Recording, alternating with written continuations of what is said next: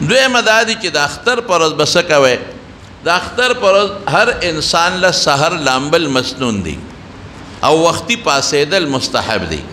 وختي پاسې د اختر پر ورځ ناوخته مه پاسئ، وختي پاسېدل دا مستحب دی. او بیا غسل دا مستحب دی چې انسان غسل وکړي ولامبي. مسواک ومږي، مسواک مستحب دی ولا مسواک. غیر ضروري ویښته والي نوکان کټ کړي دا ولا ټول مستحب دی. او خوشبو پورې کړي او نوې جامې واچوي. او که نوې جامې د وسه نه کېږي نو زړې جامې دي ووینځي، هغه د استعمال کړي. او خپلو بچو له دې ښکلې نوې جامې واچوي. دا خو اختر دی، د اختر خوشحالي ده.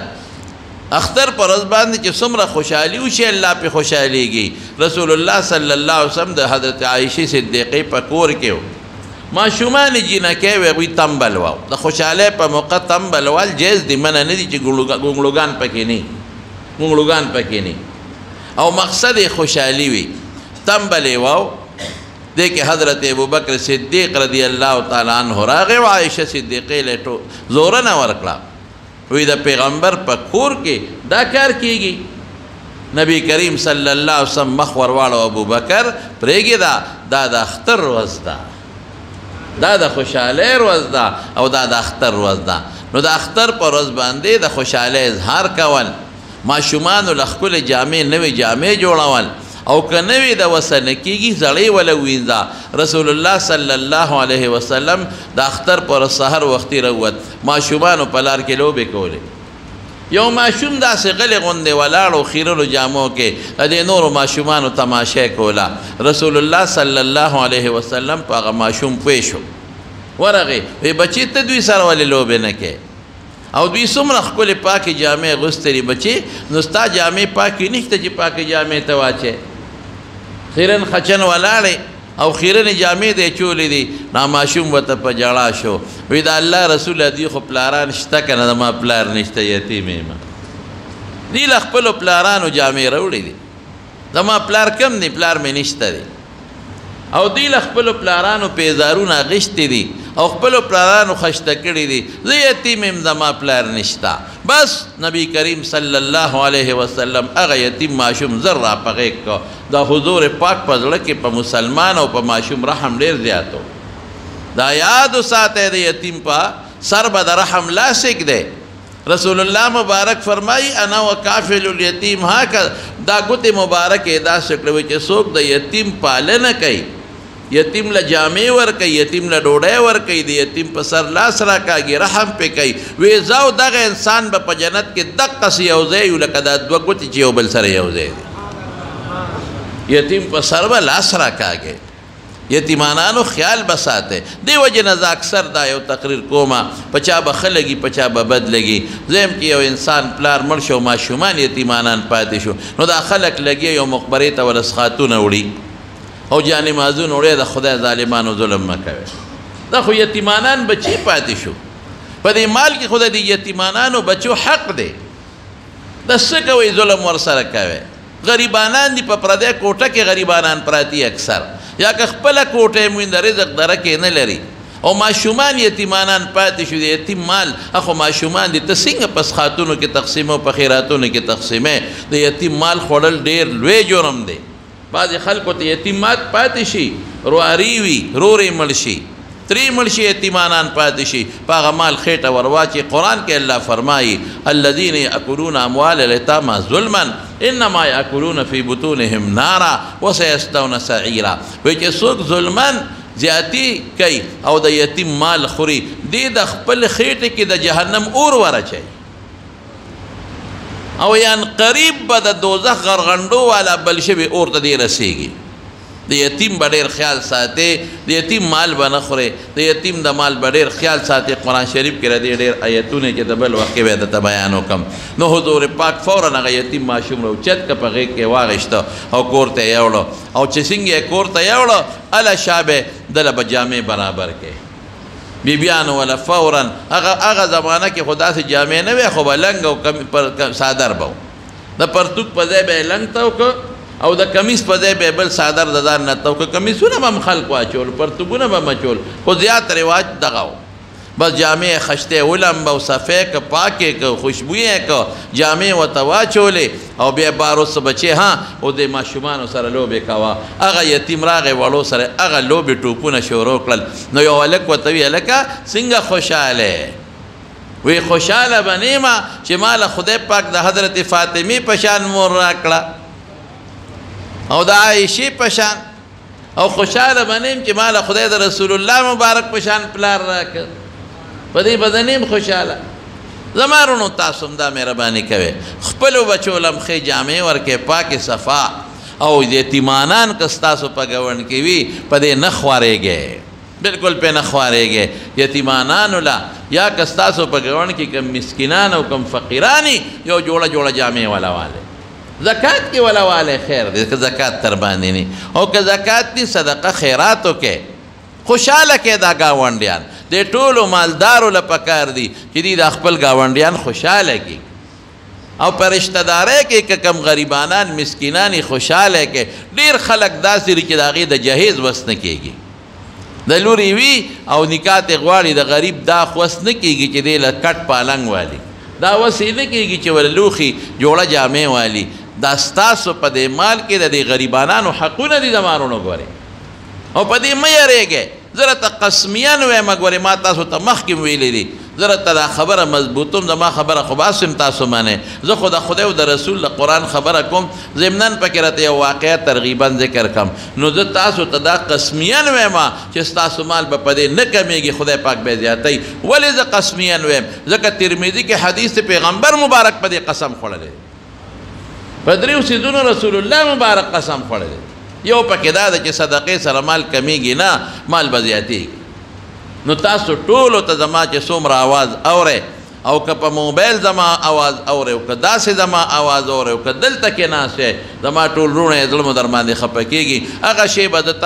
ځان تاسو له خوښوم چې ځان له خوښ کړم د مسلمان دا خاصیت دی چې څومره په ګاونډ او په رشته کې غریبانان دي او بېوسه دي جامع والا والی ماشومان یتیمانان دي جامع والا والی قسم دی په اختر کې به د ډېرو خلکو په کور کې د پراټې وس به نه کېږي ځان له ماشومان له پراټه پخه کړي یو تروړ والا والی کړه صدقه فطر سرسایه کې ورکې سرسایې نه علاوه له داسې والی یو تروړ ورولېږي یو رکوټ ټیم کې غوړي والا ورولېږي که نه د اختر په ورځ به ځان له هغې غریبانان د خوشحالۍ ته به نری غوښې خورې او ته به پراټې خورې او ته به روجې خورې او ستا غریب ګاونډي ماشومان به غریبانان دقسې وي افسوس خدای به دله د قیامت پر ورځ تپوس کوي دا مال او دولت خو د خدای په لاس کې دی دا خو تا نه اخیستې شي هغلی هم ورکولی شي نن هغه ماشومان یتیمانان دي ستا د هم یتیمانان کولی شي زمانونو د پیغمبر مبارکه اقوال دي ځان کې سخا پیدا کې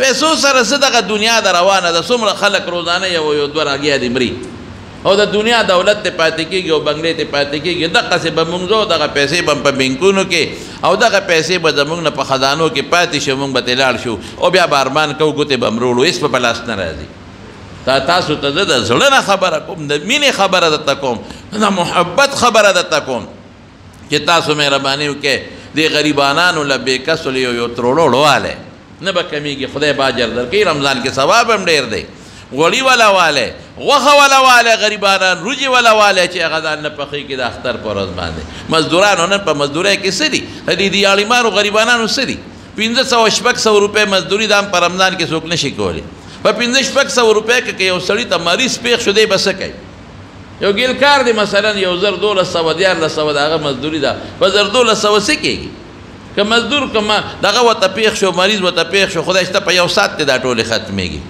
نو تاسو دا دیاړیمار دا غریبانان او فقیران هر چا ته په خپل ګاونډ کې معلوم دي یا رشته داران هغې له ورکئ او سخاګانې وکئ به هر کیف یو خدا شوه پاکې جامې او نوې جامې دا به کوئ بل به د اختر مانځله د کلي نه بار وځئ د اختر مانځله د کلي نه بار وتل سنت دی بلکې دور مختار لیکلی دی او زموږ نورو فقهاو لیکلی دي چې بغیر د عذر نه د خپل محلي په جومات کې د اختر مونځ مکروه تحریمي دی عذر دا دی چې باران وشو بار سړی نشي وتی دا عذر شو عذر دا دی چې د چا دشمني ده او دی بار نشي وتی یری ده دا یو عذر شو مثال په طور عذر دا دی چې بار د اختر د مانځه ځای بالکل نشته، څه انتظام نشته چې خلک بار را اوځي، نو دا یو عذر کیدی شي. لیکن الحمدلله نن هغه عذرونه نشته. نن د کلو نه بار د دنیا ډاګي دي، د دنیا شاملاتونه دي، غټې غټې عیدګاهونه دي. څه عذر دی خلکو ته چې نه په سکول کې هم کولی شي، د سکول په ګراؤنډ کې هم کولی شي. ګوره د مسجد نبوي د مونځ څونه ثواب و. 2 حدیث دی، یو کمزوری دی لږ، 500 والا لږ کمزوری دی، او هغه 0 والا مضبوط روایت دی چې د مسجد نبوي کې چا یو مونځ وکړه دله به خدای 50,000 مونځونو ثواب ورکړي. دا لږ کمزوری روایت دی. مضبوط روایت دا دی چې دله به خدای د 0 مونځونو ثواب ورکړي. لیکن بیا رسول الله مبارک په مسجد نبوي کې دومره قیمتي جمعات کې قیمتي ثواب والا مونځ د اختر مونځ یې نه دی کړی په مسجد نبوي کې. اختر له وبار وته د جمعات نه بار به وته ولته به د اختر مونځ کو، په یو عام میدان کې به د اختر مونځ کو. ځمکه خو چوچه شي پاکه شوه، خیر و خلاص، ځان سره جانماز سړی یوسي.